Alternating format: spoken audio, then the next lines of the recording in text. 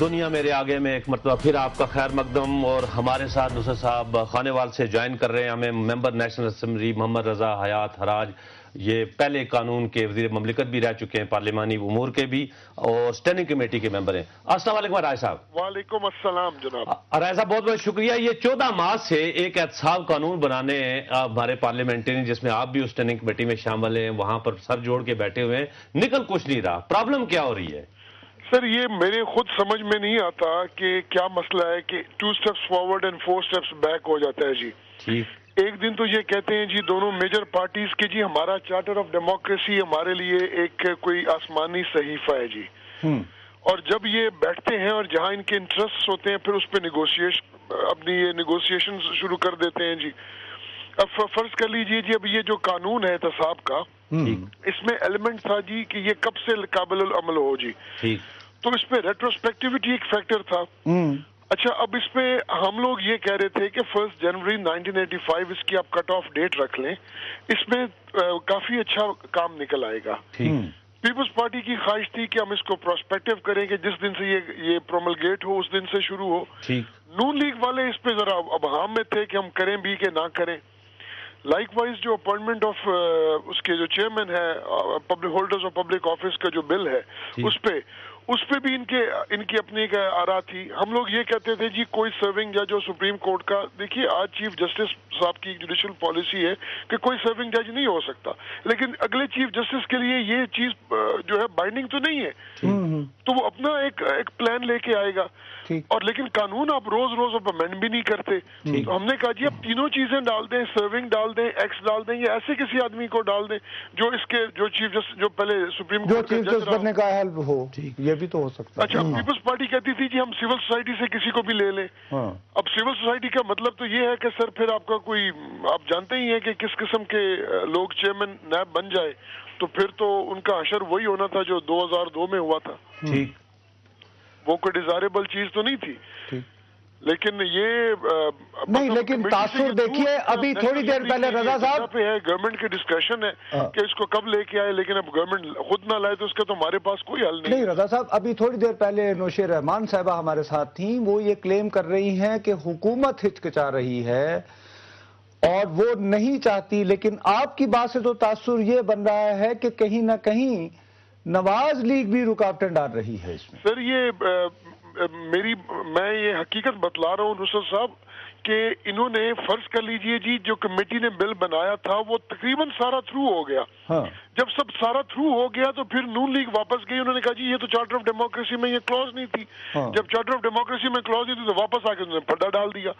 اب دیکھیے جیسے یہ چیف جسٹس صاحب کی جو ابھی جو 18th امینڈمنٹ چیلنج ہوئی ہے ججز کی اپوائنٹمنٹ کے بارے میں، یہ کوئی اس میں کوئی چھپی ہوئی بات ہے کہ کس کا فون کس کو گیا ہے؟ ہمیں تو کسی کا فون نہیں آیا، تو جو اس میں 18th امینڈمنٹ میں ڈالا گیا تھا وہ تو یونینیمس تھا، اس میں پرائم منسٹر پیپلز پارٹی بھی تھی، نون لیگ بھی تھی۔ لیکن رضا صاحب کیا آپ لوگ جو اس کمیٹی میں بیٹھے ہوئے ہیں، آپ لوگ اس بات کا احساس نہیں کر رہے کہ آپ اگر ایک کریڈیبل احتساب کا ادارہ نہیں بنائیں گے تو موجودہ اس وقت جو تناؤ کی کیفیت نظر آ رہی ہے عدلیہ اور پارلیمنٹ کے درمیان، اور دوسری بات یہ کہ آپ سیاستدانوں کا ایز کلیکٹیو امیج کہ آپ جعلی ڈگریوں والے ہیں، چور ہیں، لٹیرے ہیں، احتساب نہیں کرنا چاہتے، تو آپ کیوں نہیں اس کو فیس کرتے؟ حراج صاحب اس کو جلد از جلد کریں۔ آپ نے بہت اچھی بات کی، اور یہ تینوں باتیں بدقسمتی کے ساتھ حقیقت ہیں۔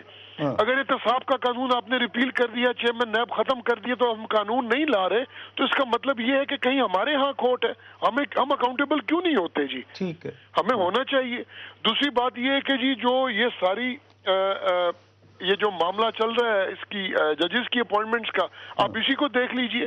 اچھا تیسری بات یہ جو میں آپ کو کرنا چاہ رہا تھا کہ دیکھیے جب چیف جسٹس کی اپوائنٹمنٹ ہوئی تو اس پہ سب کو پتا ہے کہ کس کا فون کس کو گیا، اور چارٹر آف ڈیموکریسی کو انہوں نے خود اس کو اگنور کیا۔ نصرت صاحب آپ نے جو بات کی ہے، اگر آپ مجھے اجازت دیں تو میں تھوڑا سا اس بات سے آگے جانا چاہوں گا۔ نصرت صاحب اس وقت جو جمہوریت کے اوپر ایک تلوار لٹک رہی ہے اور جو ہمارے سب کے گردن کے اوپر ہے، آپ نے کبھی سوچا کہ خدا نہ خواستہ اگر جمہوریت کو اس دفعہ کچھ ہوتا ہے تو اس کی سول رسپانسبلٹیز پولیٹیکل لوگوں پہ جائے گی؟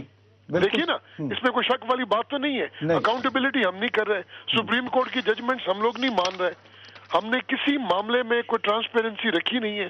اب تو یہ ہے نا ڈیلی بیسس پہ ایک ڈنگ ٹپاؤ پروگرام چل رہا ہے, وہ جو مرضی جس کا چلاتا جائے. اب مجھے یہ خدا نہ خاصا جو کل ایک نیا ایک تماشا کھڑا ہونا ہے, اور وہ بالکل لازمن کھڑا ہو جائے گا اس معاملے میں, یہ جو آرمی چیف کی اپوائنٹمنٹ ہے. فرض کر لیجئے اگر اس پہ کوئی پھڈا ہو جاتا ہے, اور جو اس وقت جو کیا سرائیاں چل رہی ہیں, تو مجھے بتائیے اب ملک کا دفاع بھی ہم نے کمزور کر دیا, تو اس کا بینیفیشری کون ہوگا؟ اس کے بینیفیشری کیا پاکستان کی عوام ہوں گی؟ ہماری سرحدیں غیر محفوظ ہو گئی تو یہ ہم سیاسی لوگ ہم پگڑیاں باندھ کے اپنے گھروں میں کس کو منہ دکھائیں گے؟ ہمیں تو کلیکٹو جو اس وقت ضرورت ہے, کلیکٹو اکاؤنٹیبلٹی کی ضرورت ہے. سر جس کے پاس جعلی ڈگری ہے اس کو اتنی گریس ہونی چاہیے, وہ آئے معافی مانگے, اپنی رکنیت سے استعفیٰ دے اور خود جا کے گھر آرام سے بیٹھ جائے. نہیں, اب تو آج بھی سنا ہے عامر وارن صاحب کو دوبارہ خود جناب وزیر اعظم نے کہا ہے کہ عوام کی بھاری اکثریت کے ساتھ آپ آئیں گے, تو اس میں کیا ہو سکتا ہے؟ آپ کا بہت بہت شکریہ رضا صاحب. نہیں, آج وہ سنا ہے کہ انہوں نے, ارے بھائی بچے گا کوئی نہیں نصرت صاحب, چن چن کے مارے گا, بچے گا کوئی نہیں. اس میں آپ کو بتا دوں, دستی صاحب جن کا بار بار نا دیکھیں, پریزیڈنٹ صاحب نے دستی صاحب کی ایک چھیڑ بنا دی ہے. وہ جہاں کہیں ان کو کوئی پرابلم آتی ہے, دیکھیں میرے دستی کو تو فلاں, میرے جٹ کو جو ہے نا, پھر وہ پنجابی بھی ایک اور طرح سے بولتے ہیں, اچھی بات ہے, بولنی بھی چاہیے, لیکن جٹ صاحب کا معاملہ سب دنیا کو پتہ ہے, اور دستی صاحب کا بھی. ٹھیک ہے, دستی کی عوامی سپورٹ ہے, لیکن نصرت صاحب جعلی ڈگری آپ مانیں یا نہ مانیں, جعلی ڈگری کا معاملہ یہ سپریم کورٹ کی طرف سے جو آرڈرز کیے گئے ہیں, یہ پبلک کی ڈیمانڈ تھی کہ بھائی آپ نے, ٹھیک ہے آپ نے استعفیٰ دے دیا ساری چیزیں, لیکن یہ ایک جال سازی تو ایجوکیشن میں آپ نے کی نا.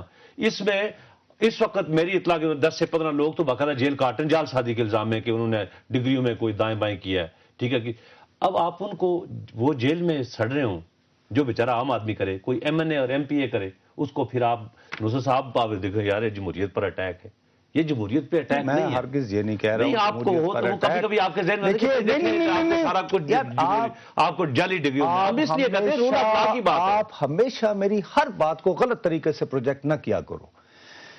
میں ابھی بھی اصرار یہ کرتا ہوں کہ یہ 342 کا ہاؤس ہے نا, اس میں سے تم بہت زور لگا لو گے نا تو ہارڈلی اس میں صوبائی اسمبلی بھی ڈالے نا 1100 لوگ بنتے ہیں. بھائی میرے, میں ابھی صرف قومی اسمبلی کی بات کروں نا, اس کا 10% لوگ جو ہیں وہ اس طرح کی حرکت میں ملوث پائے جائیں گے. ٹھیک ہے نا, لیکن جعلی ڈگری کے نام پر روز کا جو ایک مذاق چل رہا ہے, اس سے ہو کیا رہا ہے کہ ساری کی ساری, جو میں ریاض حیات راج صاحب کو بھی کہہ رہا تھا اور وہ مان رہے ہیں, ان کا کلیکٹیو امیج تباہ ہو رہا ہے. اب ملک میں یہ حالات ہے, اب تم مجھے یہ بتاؤ کہ جب ان کا روزانہ ٹھٹھا بن رہا ہو, ان کو جعلی ڈگریوں والے چور اور لٹیرے کہا جا رہا ہو, یہ کس طرح بھائی آئی بی چیف سے پوچھیں گے, آئی جی سے پوچھیں گے, اور دوسرے ڈی جی صاحب بان سے, جن کے نام ڈرنا چاہیے, کہ جناب یہ کیا ہو رہا ہے, یہ داتا دربار میں کیسے لوگ گھس آئے.